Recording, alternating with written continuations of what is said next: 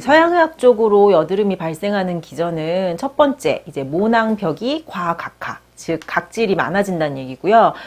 그 다음에 그 부위에 피지 분비가 증가가 되고 거기에 이제 세균이 증식하면서 염증이 유발된다. 이것이 여드름의 기전이라고, 발생 기전이라고 알려져 있습니다.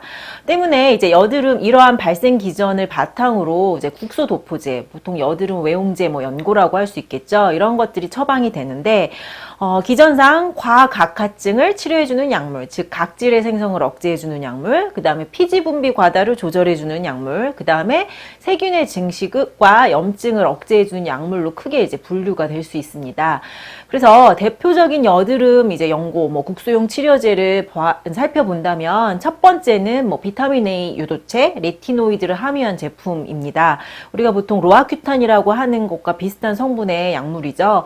그래서 이제 모낭의 각질 세포에서 이제 모낭이 각질화가 되는 과정을 세포 생성을 억제함으로써 이제 여드름 치료제로 사용이 되는 것이고요.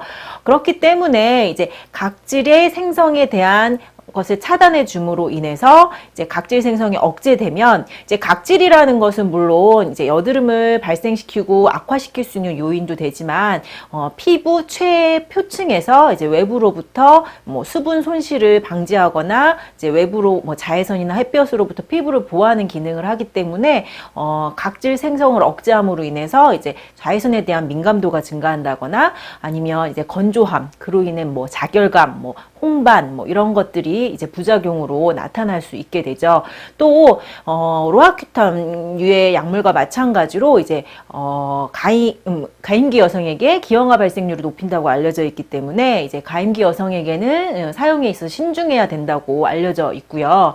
그다음에 두 번째 약물 같은 경우는 이제 과산화벤조일이라고 하는 이제 세균도 증식해주고 억제해주면서 항염증 작용도 있고, 그 다음에 피부를 건조화시키면서 박피 기능까지 함께하는 약물입니다.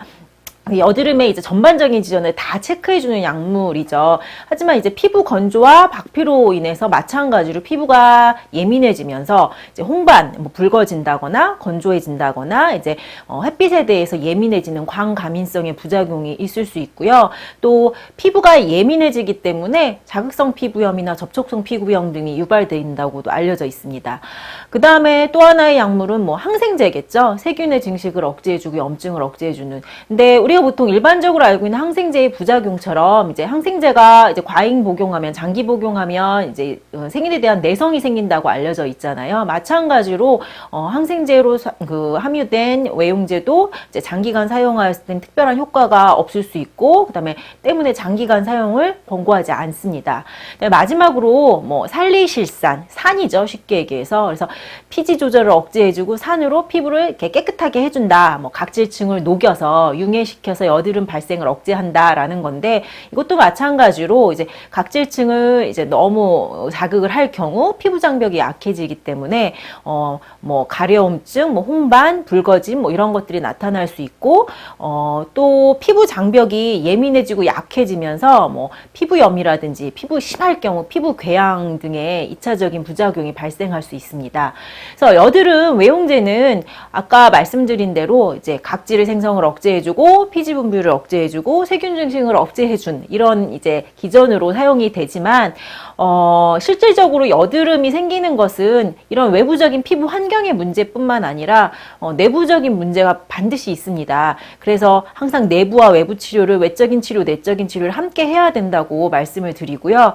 때문에 이런 외용제로 인한 2차적인 부작용을 감수하고도 사용하였을 때도 특별한 효과를 보지 못하는 경우가 종종 있고요. 또 오히려 이제 순작용보다는 예민해지고 이제 홍반이라든지 가려움이나 발적이나 2차적인 피부 염증 등등의 부작용을 초래하는 경우가 종종 있습니다.